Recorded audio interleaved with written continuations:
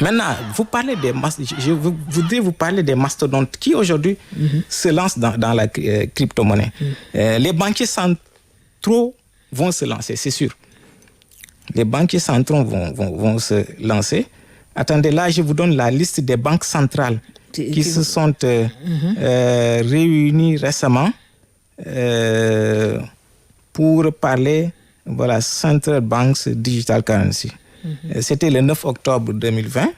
Il y avait la Bank of Canada, la Banque Centrale Européenne, Riksbank, c'est la Banque de Suède, la Banque de Suisse National Bank, Bank of England, les gouverneurs de la Réserve fédérale.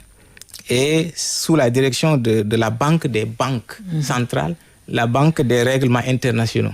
Ils étaient tous présents, ces acteurs, pour parler d'une crypto-monnaie des banques centrales. Ils veulent centraliser. Alors que de l'autre côté, on leur parle de décentralisation.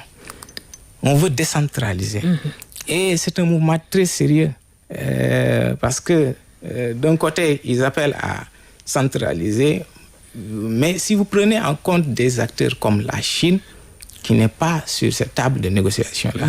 Et je me demande même ces renégociations de Bretton Woods, est-ce que des États comme la Chine, comment ils vont se comporter déjà par rapport à ça?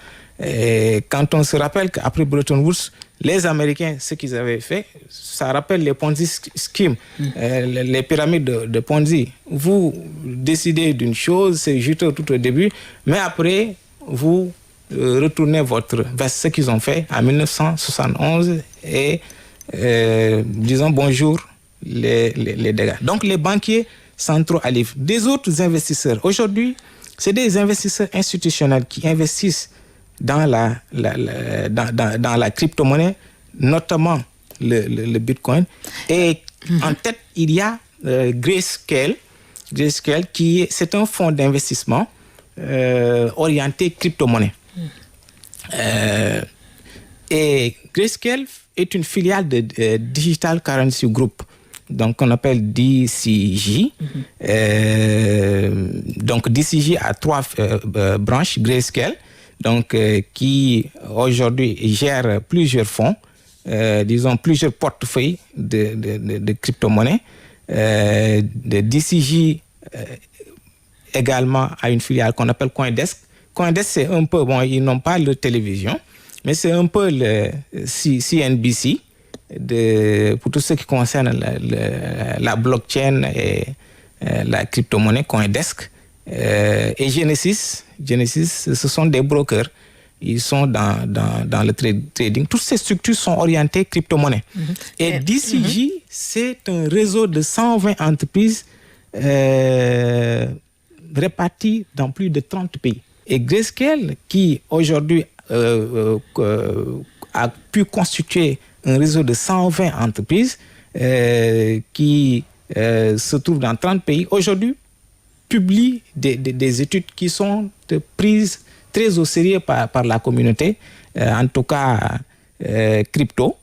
Et c'est Grayscale qui dit que ce sont ces investisseurs-là institutionnels qui investissent aujourd'hui dans c'est les fonds de pension, c'est les assurances, c'est les fonds spéculatifs qui aujourd'hui mettent leur argent dans la crypto-monnaie. C'est les banques, les grandes banques aux États-Unis. Ils investissent dans la crypto-monnaie. Hier, PayPal a accepté. Aujourd'hui, ils utilisent. Et je vous ai dit, PayPal était dans le projet Libra qu'ils ont abandonné. Mais aujourd'hui, ils ont donné feu vert au Bitcoin. Donc, ça veut dire que vous pouvez utiliser le Bitcoin pour faire vos transactions en ligne.